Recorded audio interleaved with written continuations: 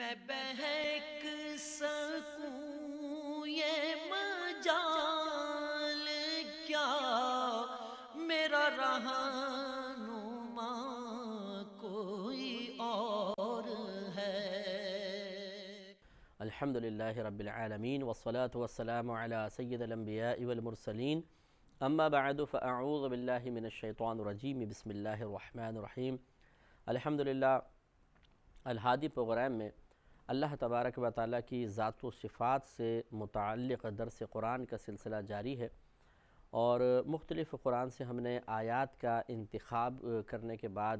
ان کے مختلف پہلوؤں پر توجہ شروع کی ہے کہ تاکہ ہم بھی ان پر ایک عوام الناس اس پہ غور و تفکر کریں، اور جو اللہ تبارک و تعالیٰ کا ان آیات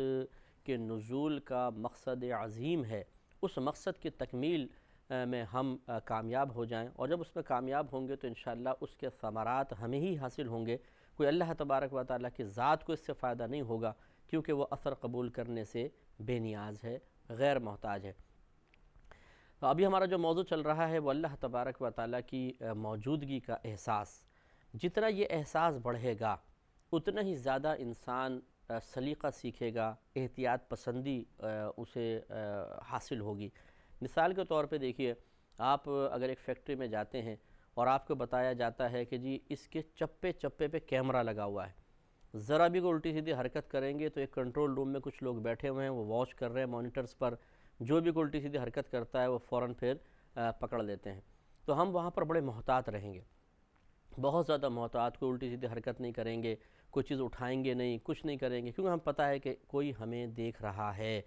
تو کسی کے دیکھنے کا احساس یہ انسان کو ریزرو کر دیتا ہے۔ اسی طریقے سے اگر ہم ایک جگہ بیٹھے ہوئے ہیں، بہت سارے لوگ ہیں، اور ان میں کوئی ایک معظم دینی بھی ہے، مثلا کوئی مفتی صاحب ہیں، کوئی عالم صاحب ہیں، یا ایک عام نوجوان کے مثلا والد صاحب تشریف فرما ہیں اور وہ بڑا ادب اور احترام کرتا ہے، تو کیا وہ نوجوان اس مجلس اور محفل میں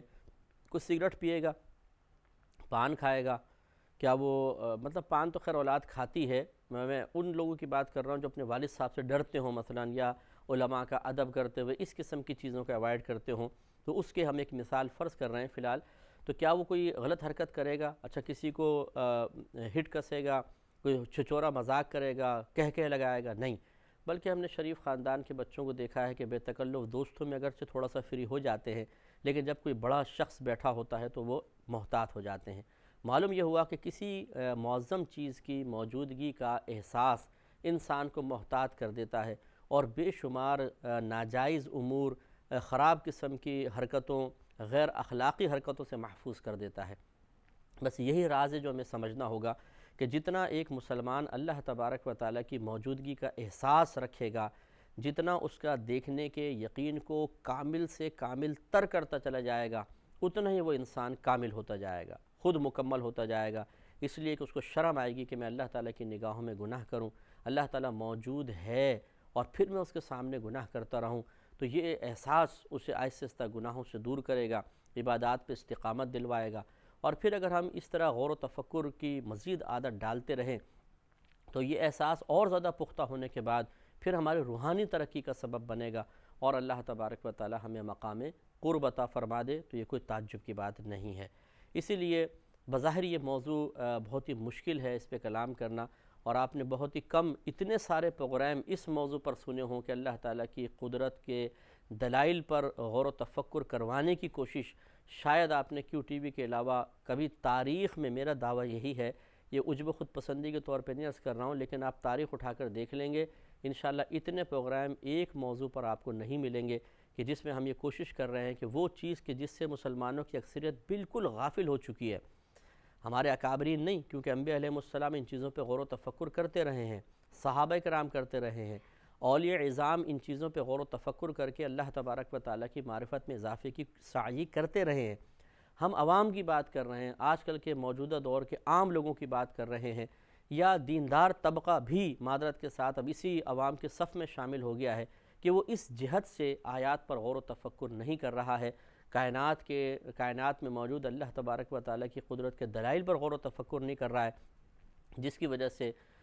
خرابی پیدا ہو رہی ہے کہ اگر ایک عالم ہیں، بالفرض مفتی ہیں، ان کا ایمان چلے ہم نہیں کہیں گے کہ ناقص ہے، لیکن وہ دوسروں کے ایمان کو کامل سے کامل ترک کرنے کی ایک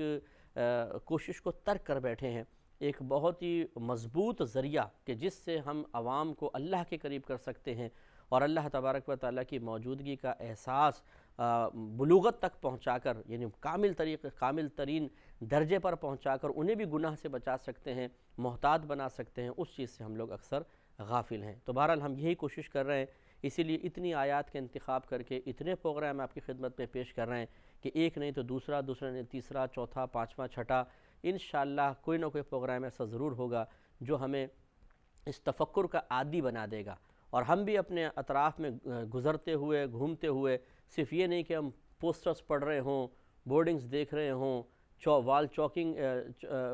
دیکھ رہے ہوں اور ان کو سوچ کر پھر الٹی سیدھی باتیں ذہن کے اندر آ رہی ہوں، ان چیزوں سے ہم باہر ہو جائیں گے۔ اب اگر ہم روڈ پہ نکلیں گے، درخت نظر آئے گا تو ہم اس پہ بھی اللہ تبارک و تعالیٰ کی قدرت کو تلاش کریں گے، اس کی صنعت پر اش کر اٹھیں گے۔ اگر ہمارے انسانوں پہ نگاہ پڑتی ہے، جانوروں پہ نگاہ پڑتی ہے، تو اب یہ نگاہ بیکار نہیں۔ اس پر جب اب ایک مثلا کتا آپ کے سامنے بیٹھا ہوا ہے، ابھی آخری آیت آپ دیکھیے گا، اللہ تعالیٰ نے ہمیں اونٹ پر غور و تفکر کا حکم فرمایا کہ اونٹ کو دیکھیں، یہ کیوں نہیں دیکھتے کہ اونٹ کو اللہ نے کیسا پیدا کیا ہے۔ میرا رہنما کوئی اور ہے۔ تو اگر آپ کتے پہ غور و تفکر شروع کریں صرف اس قصد و ارادے سے کہ میں اس سے اللہ تبارک و تعالیٰ کی عظمت اور قدرت کو پہچانوں گا اور مزید اپنے دل میں اللہ کی عظمت بڑھاؤں گا، اس کی تخلیق پر غور و تفکر کر کے اللہ تبارک و تعالیٰ کے وصف تخلیق کا احساس بیدار کر کے اللہ تعالیٰ کی عظمت میں اضافے کی کوشش کروں گا، تو آپ کا یہ کتے کو دیکھنا بھی عبادت، آپ کا سوچنا بھی عبادت۔ آپ سفر کر رہے ہیں ویگن میں اور آپ کا مسلسل یہ تفکر آپ کو اللہ تعالیٰ کی عبادت میں مشغول کروا رہا ہے، اور فرشتے آپ کے نام اعمال میں تیزی سے نیکیاں لکھتے چلے جائیں گے۔ تو یہ کوئی معمولی چیز نہیں ہے جس کا ہم نے انتخاب کیا ہے، مشکل ضرور ہے،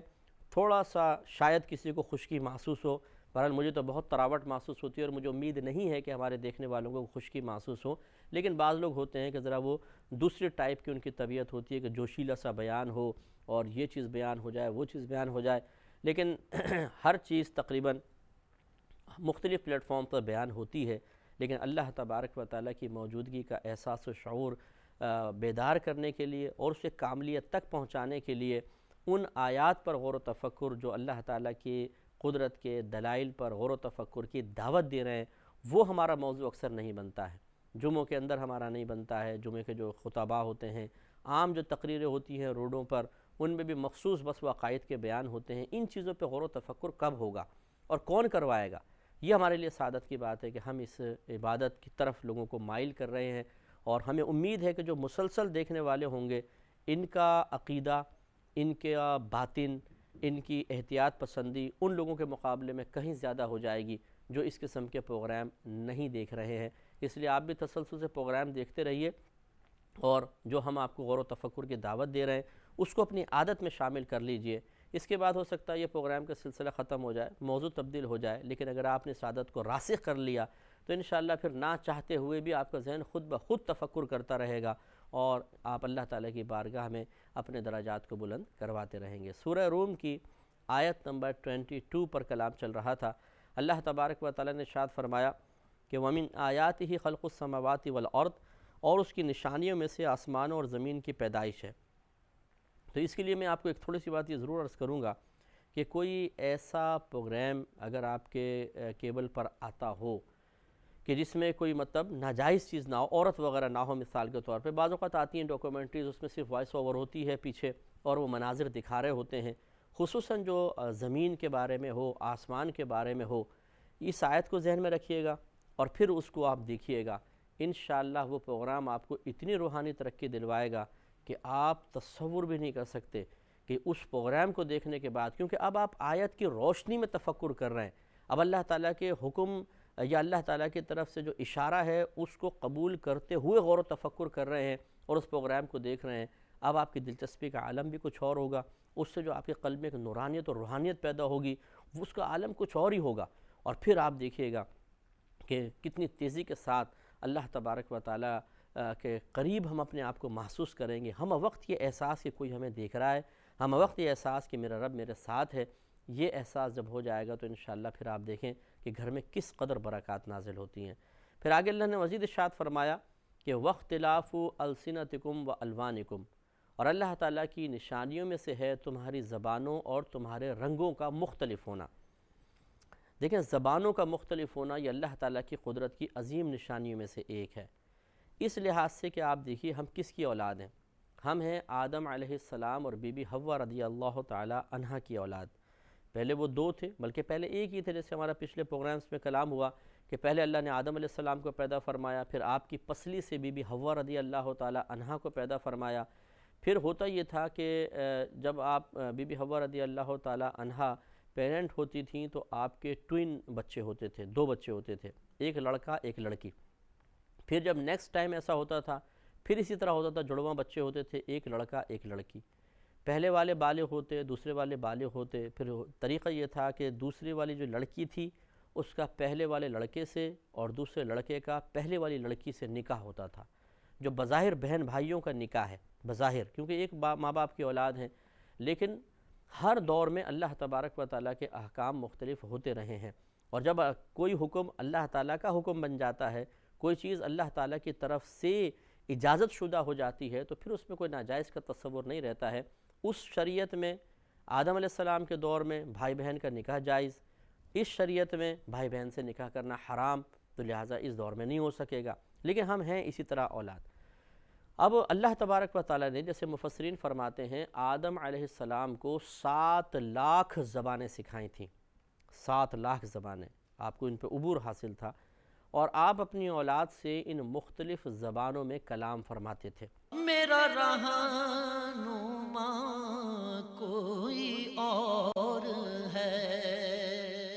پھر وہ آپ کی اولاد نے مائگریشن کی، مائگریٹ ہو کر ہجرت کر کے وہ دوسرے علاقوں میں تشریف لے گئے، کوئی کہیں چلا گیا، کوئی کہیں چلا گیا، جس اولاد سے جیسی آپ نے زبان میں کلام کیا تھا اس اولاد نے وہاں پر جا کے ویسی ہی زبان کو بولنا شروع کر دیا۔ پھر ان کی اولاد ہوئی تو وہ یقینی سی بات ہے ماں باپ اسی زبان میں اپنے اولاد سے کلام کرتے رہے، اس طرح ایک ایک جوڑے سے بہت سارے بچے پیدا ہوتے رہے اور وہ زبانیں وہاں پر رائج ہو گئیں، اور اس طرح پوری دنیا میں یہ زبانیں پھیل گئیں۔ پھر ایک تو تھا یہ بیس تھی، پھر یہ ایسا ضرور ہوا کہ کچھ لوگوں نے اپنے پاس سے الفاظ ایجاد کر لیے جو ان کو پہلے سے علم نہیں تھا، تو انہوں نے ضرورت ایجاد کی ماں ہے، اور یہ بھی ہوا کہ دوسرے پھر جب ایک قبیلہ دوسرے قبیلے سے ملا، ان کی الگ زبان ان کی الگ زبان، ایک دوسرے سے سیکھا، پھر ایک لفظ جب دوسری زبان میں داخل ہوتا ہے تو کچھ اور تلفظ بن جاتا ہے، اور یہ بھی ہو سکتا ہے کہ اس کے دوسرے معانی لینا شروع کر دیں، جیسے عربی کے بہت سارے الفاظ اردو کے اندر شامل ہیں، بلکہ اردو تو ایک مکس زبان ہے کہ بہت ساری زبانوں کا مجموعہ ہے، تو لہٰذا اس طریقے سے پھر یہ زبانیں پوری دنیا میں رائج ہو گئیں۔ اب آپ تھوڑا سا تفکر فرمائیں کہ یقینی سی بات ہے یہ سب اتفاقی طور پر نہیں ہوا، یہ پری پلاننگ ایک کام ہے، اللہ کے ارادے سے ہوا ہے، اور یہ کتنا مشکل کام ہوگا کہ جب اللہ کا یہ ارادہ ہے کہ پوری دنیا کے اندر مثال کے طور پر 10 لاکھ زبانیں رائج کرنی ہیں، اب یہ اللہ کا ارادہ ہے، اب اس ارادے کو پایہ تکمیل تک پہنچانا ہے، لازم بات ہے کہ یہ کتنا بظاہر ہمارے لیے کتنا مشکل کام ہے کہ پہلے اولاد پیدا ہوگی، پھر آدم علیہ السلام کو الہام کہ اس اولاد کے ساتھ اس زبان میں کلام کرنا ہے، اس سے اس زبان میں، اس سے اس زبان میں، اس سے اس زبان میں، پھر ان لوگوں کو خطرات سے محفوظ کرتے ہوئے وہاں تک لے جانا، پھر ان کی اولاد کا انتظام، پھر اولاد کے ساتھ ان کی گفتگو، اور پھر وہ قبیلہ بن جانا، اور پھر زبان کا رائج ہو جانا، یہ کوئی آسان کام ہے؟ مثال کے طور پر ہم سمجھانے کے لیے آپ کو عرض کرتے ہیں کہ آپ کو 2 روبوٹ دے دیے جائیں، اور اس کے بعد یہ بڑے روبوٹ ہیں، اور چھوٹے آپ کو لاکھوں روبوٹ دے دیے جائیں اور کہا جائے، اور 7 لاکھ زبانیں آپ کو دے دی جائیں، اور آپ کو کہا جائے کہ یہ 7 لاکھ زبانیں ان بڑے روبوٹ کے اندر فیڈ ہیں، آپ ایک بٹن دبائیں، ان میں سے چند کو بلائیں، پھر یہ ان سے اس زبان میں گفتگو کریں، یہ ان کے پاس بھی سیف ہو جائے گی زبان، پھر ان کو آپ بھیجیں کسی علاقے کے اندر، بالکل صحیح سالم پہنچنے چاہیے، وہاں پر پھر اور روبوٹ ہوں گے، یہ ان سے بولیں، وہ زبان وہاں پر رائج ہو جائے، یہ کام آپ کو کرنا ہے، اور پوری دنیا میں آپ کو بھیجنا ہے۔ کس طریقے سے بھیجیں گے؟ آپ دیکھیے کہ پہلے تو ایک کام میں ہی کتنا طویل عرصہ لگ جائے گا، پھر اس کے بعد وہاں تک محفوظ طریقے سے پہنچانا، پھر اس کی دیکھ بھال کہ ان میں سے کوئی خراب نہ ہو جائے، کوئی تباہ نہ ہو جائے، کوئی ہلاک ہی نہ ہو جائے، ہلاک ہو جائے گا تو کیسے زبان رائج ہوگی؟ یہ کوئی آسان کام ہے؟ یقینی سی بات ہے کہ نہیں، لیکن ہمارے رب نے تنہا ذات نے یہ سارا کام کیا، اور یہ ایسا نہیں ہے کہ خالی زبانی باتیں ہوں، اس کا پریکٹیکل دیکھ لیں آپ، کائنات میں یہ چیزیں موجود ہیں، اس کا مطلب یہ ہے کہ اللہ تبارک و تعالی واقعی موجود ہے، اسی نے زبانیں ایجاد کی، وہی قادر مطلق ہمیں پوری دنیا میں پھیلانے کا سبب اور ذریعہ بنا، اور اس نے ان زبانوں کو رائج کیا۔ اب ہمیں اس پہ غور و تفکر کرنا چاہیے کہ کس طریقے سے ہم معافی ضمیر اپنا کسی دوسرے کے سامنے بیان کرتے ہیں۔ جب ہم کوئی اجنبی زبان سنتے ہیں، مثال کے طور پر کہ ہم انگلش زبان سنتے ہیں، کسی کو اگر نہیں آتی ہے، فرینچ سنتے ہیں، روسی زبان سنتے ہیں، جاپانیز، چائنیز زبان سنتے ہیں، تو ہم حیران ہو کے بس دیکھتے ہیں، ہمیں کچھ سمجھ میں نہیں آ رہا ہوتا، اور وہ چونکہ جانتے ہیں تو مکمل طور پہ لطف اندوز ہو رہے ہوتے ہیں، ایک دوسرے کی بات سے خوش ہو رہے ہوتے ہیں، اور ہم پاگل بنے بس دیکھ رہے ہوتے ہیں۔ اسی طرح جب ہم گفتگو کرتے ہیں تو وہ پاگل سے نظر آتے ہیں۔ تو مطلب کہنے کا یہ آپ غور و تفکر فرمائیں کہ کس طریقے سے اللہ تعالیٰ نے زبانوں کو لوگوں کے درمیان رائج فرما کر اپنی قدرت کا ایک عظیم اظہار فرمایا ہے۔ تفکر کی ضرورت ہے۔ اسی طرح اللہ تعالیٰ نے فرمایا کہ تمہارے رنگوں کے مختلف ہونے میں بھی اللہ تبارک و تعالیٰ کی ایک عظیم نشانی ہے، اللہ کی نشانیاں ہیں۔ تو رنگ آپ دیکھ لیں کہ کتنے کلرز مختلف ہوتے ہیں، کسی کا گورا ہوتا ہے، کسی کا کالا ہوتا ہے، پھر کالے میں مختلف کلرز، سفیدی میں مختلف کلرز، بعض بہت ہی سفید، بعض کم سفید، اس سے کم سفید، اس سے کم سفید، سانولا رنگ ہوتا ہے، کسی کا ذرا ریڈش کلر ہوتا ہے، بہت اللہ نے رنگ بنائے ہیں۔ اور یہ ایسا کلر ہوتا ہے، آپ دیکھیے کھال کا، کہ جیسا اللہ نے پسند فرمایا کسی کے لیے ساری زندگی ویسا کلر رہنا، ویسی ہی کھال کا پیدا ہونا۔ ایسا نہیں ہوتا کہ اندر کی جو آٹومیٹک فیکٹری ہے وہ کسی گورے رنگ والے آدمی کے لیے اگر کھال کہیں سے ہٹ جاتی ہے تو وہ کالے رنگ کی کھال تیار کر دے، یہاں پہ کالا رنگ آ جائے، نہیں، گورا ہی رنگ آئے گا، اسی طرح کی رنگت آئے گی۔ کھال کبھی کبھی ہٹ جاتی ہے، جب نئی کھال آتی ہے تو کلر میں ذرہ برابر بھی فرق نہیں دیکھیں گے آپ، ایکوریٹ کلر ہوگا، بالکل سیم کلر۔ اور آپ ایک پہلے سینری بنا لیں، اس سے کلر ہٹا دیں، پھر اس پہ دوبارہ کلر کر کے ذرا سیم کر کے دکھا دیجئے، تو پھر مانیں کہ ذرہ 19-20 کا فرق ضرور ہو جائے گا۔ کوئی بہت ہی ماہر مصور ہو تو شاید وہ بالکل سیم کلر کر لے، ورنہ فرق کر بیٹھے گا۔ لیکن اللہ تبارک و تعالیٰ کی کاریگری دیکھیے، اللہ تعالیٰ کی صنعت کا کمال دیکھیے کہ جب ہمارے اعضاء ٹوٹ پھوٹ جاتے ہیں، نئی چیز برآمد ہوتی ہے، کھال ہٹ جاتی ہے، نئی کھال آتی ہے، تو ذرہ برابر فرق نہیں ہوتا ہے۔ مثلاً آپ دانتوں کے ہی دیکھ لیں تخلیق، کہ دانت اگر ایک بچے کا ٹوٹتا ہے، جیسے دودھ کے دانت ٹوٹ جاتے ہیں، نیا دانت آتا ہے تو بالکل سیم اسی کھانچے کے اندر آئے گا۔ یہ نہیں ہے کہ وہ مطلب کھانچے سے چوڑا ہو، سارے دانتوں کو ہلا دے، یا بالکل باریک سا نکل آئے، پتلا سا اور خلا پڑ جائے، ایسا نہیں، بڑا ایکوریٹ اللہ تبارک و تعالیٰ کی طرف سے دانت آتے ہیں، اور یہ دانت کتنے اچھے انداز سے استعمال ہوتے ہیں۔ تو ہر چیز کے اندر اللہ تعالیٰ نے بڑی اپنی نشانیاں رکھی ہیں۔ تو رنگوں کے اندر بھی اللہ تبارک و تعالیٰ نے نشانی رکھی ہے کہ مختلف کلرز، اور پھر یہ کلر کس طریقے سے کیچ ہوتے ہیں۔ ایک شخص تھے، وہ نبی کریم صلی اللہ علیہ وسلم کی خدمت میں حاضر ہوئے، عرض کیا رسول اللہ صلی اللہ علیہ وسلم، میرے ہاں جو بچہ پیدا ہوا ہے، میں گورا ہوں، میری بیوی گوری ہے، لیکن بچہ کچھ سانولے سے کلر کا ہے، یہ مجھے شبہ ہے کہ شاید معاذ اللہ میرا بچہ نہیں ہے، مجھے ایسا لگ رہا ہے، شک ہے۔ نبی کریم صلی اللہ علیہ وسلم نے فرمایا کہ تمہارے پاس کچھ اونٹ ہیں؟ کہا کہ جی ہاں ہیں۔ فرمایا کہ کس کلر کے ہیں؟ کہا کہ میرے پاس سفید کلر کے بھی ہیں، لال کلر کے ہیں۔ سرکار نے فرمایا ان میں کوئی بھورا بھی ہے؟ کہا کہ ہاں ایک بھورا ہے۔ سرکار نے فرمایا جب تیرے پاس سارے لال اور سفید ہیں تو بھورا ان میں کہاں سے آ گیا؟ تو وہ کہنے لگا کہ ہو سکتا ہے کہ اس نے اپنی اوپر کوئی نسل میں کوئی دادا نانا ہوں، اس کے کلر کو کھینچا ہو۔ سرکار نے فرمایا اب تم غور و تفکر کرو کہ کیا تمہارے باپ دادا کے اندر کوئی سانولے رنگ کا تھا، تو ہو سکتا ہے بچے نے اس کا اثر کھینچا ہو۔ تو ماموں کے اندر معلوم ہوا، سرکار نے فرمایا کہ ماموں پہ غور و تفکر کرو کہ کیا اس میں کوئی ایسا تھا، معلوم ہوا کہ ہاں ماموں کے اندر ایک سانولے کلر کا شخص تھا، تو اس کا اثر بچے نے کھینچا تھا۔ تو اس طریقے سے سرکار صلی اللہ علیہ وسلم نے ان کے شبے کو دور فرمایا۔ تو کلر کے فرق سے بہت فرق پڑتا ہے بہرحال، اور یہ اللہ کی قدرت کی عظیم نشانی ہے۔ اس پہ مزید کلام کریں گے اگلے پروگرام میں۔ وآخر دعوانا ان الحمدللہ رب العالمین۔ میں بہک سکوں یہ مجال کیا، میرا رہنما کوئی اور ہے۔ میں بہک سکوں یہ مجال کیا، میرا رہنما